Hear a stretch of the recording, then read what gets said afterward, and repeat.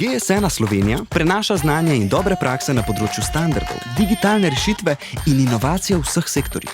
Med prvimi organizacijami GS1 so implementirali 2D-kodo v zdravstvu, izdali nacionalna priporočila za logistiko gotovine in označevanje v energetiki.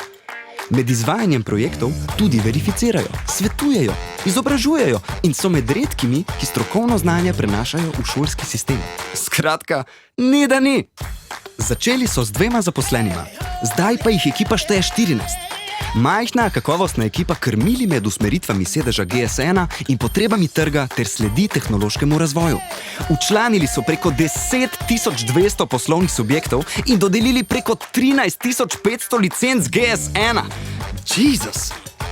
Danes pa majhna nacionalna organizacija več kot 3.700 članom še vedno z veseljem nudi strokovno podporo in deli znanje o uporabi standardov GS1.